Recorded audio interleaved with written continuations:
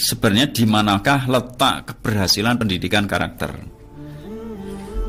Kita kembalikan kepada sejarah masa lalu, para nabi, para orang-orang soleh, sahabat radhiyallahu anhum. Sebagai contoh, Nabi Nuh alaihissalam. Nabi Nuh alaihissalam adalah seorang nabi yang berhasil mengemban amanah yang diberikan Allah kepadanya untuk menyampaikan risalah, untuk mendakwai kaumnya. Walaupun anaknya itu tidak mengikuti dakwah beliau sehingga tidak beriman kepada Allah Subhanahu wa taala, itu bukan dikatakan bahwa Nabi Nuh gagal.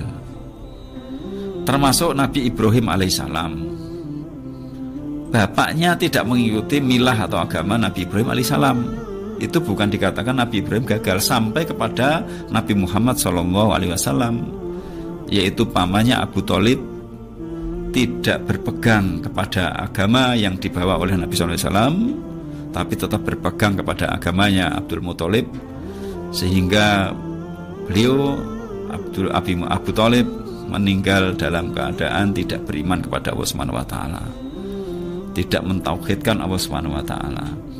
Itu tidak berarti bahwa Nabi SAW gagal. Nabi SAW berhasil.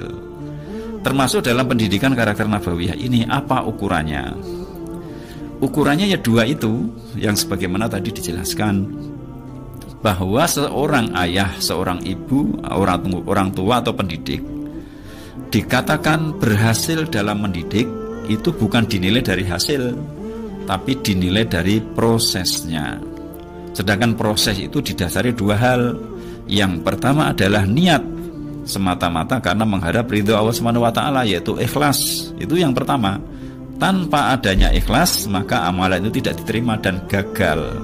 Amalan yang gagal yaitu amalan yang tidak didasari ikhlas. Kemudian yang kedua, selama berkaitan dengan muamalah dalam mendidik, maka itu ukurannya adalah selama tidak bertentangan dengan syariat. Apabila seorang ayah, seorang ibu, seorang pendidik mendidik anaknya atau anak didiknya dengan ikhlas semata-mata karena Allah Subhanahu wa taala, kemudian berdasar ilmu yang diajarkan oleh Nabi SAW dalam mendidiknya, ya, mengikuti tuntunan Nabi, maka dikatakan orang tersebut telah berhasil dalam menjalankan pendidikan.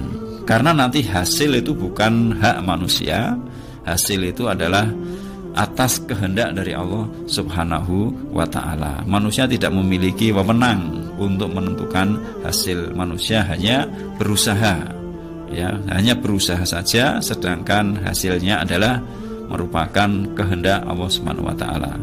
Demikian Ibu Farida, wallahu a'lam bishawab.